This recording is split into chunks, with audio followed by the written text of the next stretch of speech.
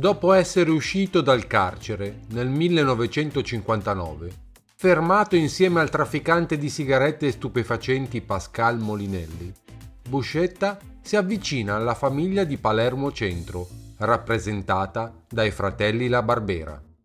Dopo la creazione della commissione interprovinciale, nell'incontro all'Hotel delle Palme, di cui Buscetta era stato uno dei propugnatori, nasce il problema della totale insoddisfazione di Angelo La Barbera. Il capofamiglia di Palermo Centro, raggiunto il rango in virtù di una violenta escalation partita dal basso, non sopporta l'idea che all'interno della commissione possano essere presenti solo soldati semplici e non i capifamiglia. Buscetta viene chiamato al ruolo di pacere, vista la sua vicinanza ad entrambi i fratelli La Barbera. Nell'incontro a tu per tu con Angelo, gli prospetta la possibilità di accrescere il suo potere assumendo la carica di capomandamento della commissione. Certo, sarebbe diventato soldato semplice, ma nella pratica avrebbe controllato le 3 famiglie di Palermo Centro, Porta Nuova e Borgo. La risposta di un ridente La Barbera è questa: ma chi ti credi di convincere con le tue belle parole? Mi vorresti far lasciare la guida di Palermo Centro per diventare una specie di pupo in questa commissione che si riunisce ogni mese per ficcare il naso negli affari di tutti. Senti, facciamo così, dal momento che insisti tanto e sei mandato pure da parecchi altri, possiamo aggirare l'ostacolo. Tu sai che nella mia famiglia c'è il mio fratello Salvatore, che è capodecina e mi sta creando non pochi grattacapi.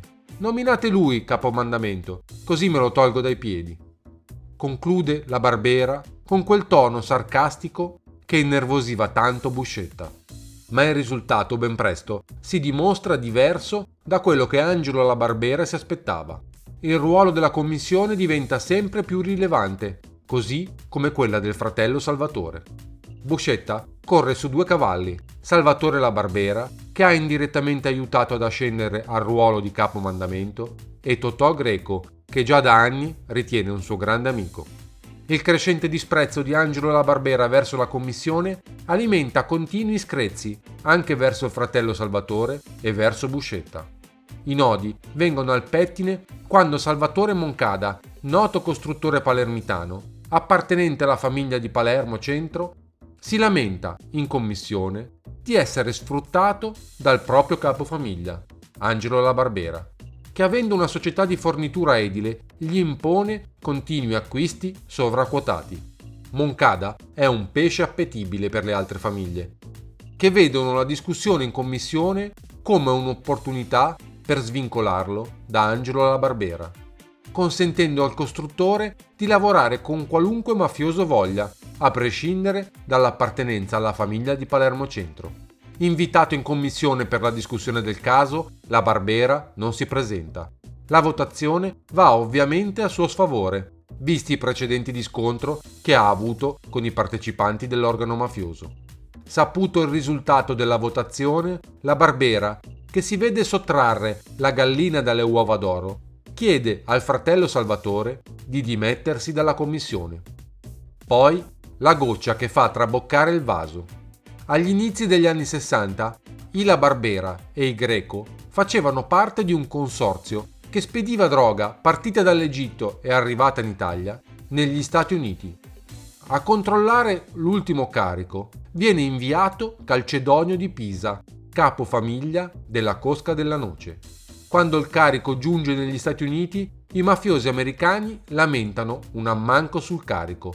I sospetti cadono sul di Pisa, soprattutto i sospetti di Angelo La Barbera, che crede di essere stato truffato.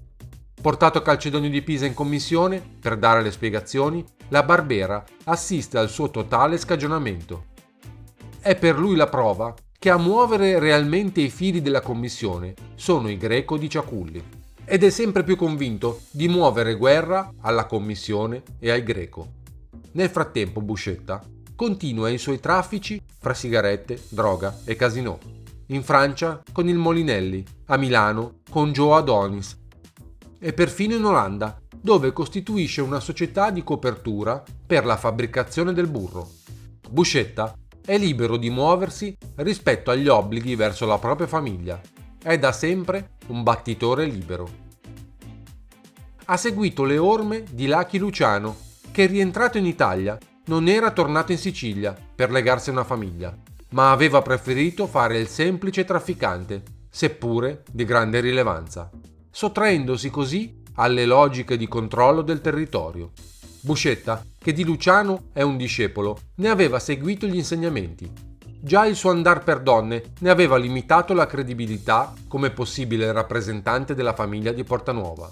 Ora lui vede in più nei traffici la possibilità di stringere amicizie e rapporti trasversali, tutelato quindi non da un esercito di mafiosi, come poteva essere per un capofamiglia, ma tutelato da quella sua capacità di creare quello che tutti vogliono in ambito criminale, i soldi. Nel frattempo, Calcedonio di Pisa viene ucciso di giorno in piena Palermo. La Barbera è il primo sospettato. Il fratello Salvatore viene convocato in commissione e lì ucciso seduto a stante. Di lui si troverà solo l'auto incendiata. Ora la commissione cerca Angelo La Barbera, ma anche Buscetta, ritenuto corresponsabile della morte del Di Pisa. Ormai Buscetta e La Barbera sono due condannati a morte. Don Masino invia Pippo Calò da Totò Greco affinché quest'ultimo convochi la commissione. Lo scopo di Buscetta è di scolparsi di fronte alla stessa, nonostante tutti i suoi amici, da Gerlando Alberti a Gioacchino Pennino, lo consiglino di fuggire da Palermo, almeno fino a che la situazione non si sia calmata. Giunto davanti alla commissione, Buscetta riferisce queste parole: «Vi ringrazio per avermi consentito di venire qui davanti a voi. Vi ringrazio anche per il tempo che avete deciso di spendere per ascoltare le parole di un uomo d'onore che conoscete da parecchi anni e che vi dimostrerà di non aver agito male. Prima di esporvi le mie ragioni, intendo promettere che non sono armato. Sono venuto qui senza un'arma addosso, contrariamente alle mie abitudini, che molti di voi conoscono. Ho anche dato disposizioni alla famiglia di Portanuova perché non reagisca in alcun modo se Tommaso Buscetta non ritorna da questa seduta. Sono certo che non prenderete una decisione così grave se non sarete sicuri della mia colpevolezza. Vi conosco uno per uno e so che non siete persone superficiali e influenzabili che agiscono d'impulso. Buscetta, grazie anche all'amicizia con Totò Greco, viene creduto. Non è colpevole dell'omicidio di Calcedonio di Pisa, ma gli viene chiesto di trovare lo scomparso Angelo La Barbera. Buscetta si rifiuta e la conseguenza è la sua espulsione insieme alla famiglia di Portanuova da Cosa Nostra. Pochi giorni dopo esplode un'auto nelle vicinanze di una delle case di Totò Greco.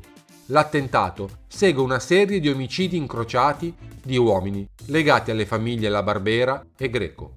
È scoppiata la prima guerra di mafia. Buscetta, addirittura, è probabilmente presente ad un attentato alla Barbera in una pescheria di Palermo. Poi le cose cambiano, poiché diventa chiaro cosa sarebbe successo. La Barbera avrebbe perso quella guerra. Buscetta, convinto di poterne prendere il posto insieme a Pietro Torretta, passa dall'altra parte diventando un nemico della Barbera. Il 24 giugno 1963 la Barbera viene colpito più volte in un agguato a Milano. Buscetta viene sospettato da subito di essere uno dei killer insieme a Gerlando Alberti. Don Masino negherà sempre di aver partecipato a quell'attentato, pur avendo ricevuto l'incarico di uccidere la Barbera. Sta di fatto che il giorno dopo l'attentato milanese alla Barbera, il processo contro la famiglia di Portanuova viene revisionato dalla commissione ed i provvedimenti di espulsione cancellati. 30 giugno 1963. Una Giulietta scoppia a Ciaculli, provocando una strage. 7 morti tra le forze dell'ordine. L'auto è rimasta per strada mentre portava una bomba. Per una ruota bucata? O qualcuno ha tagliato la gomma? Si tratta insomma di un fallito attentato ai Greco o di un riuscito depistaggio volto a colpire le forze dell'ordine?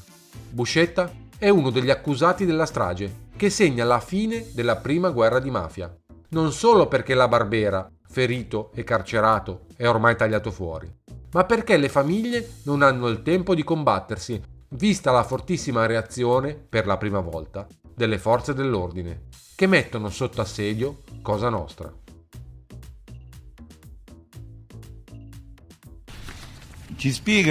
Mi può spiegare meglio esattamente perché, diciamo, in queste sue vicissitudini, nella prima guerra di mafia lei è stato accusato di avere, diciamo, tradito i fratelli La Barbera.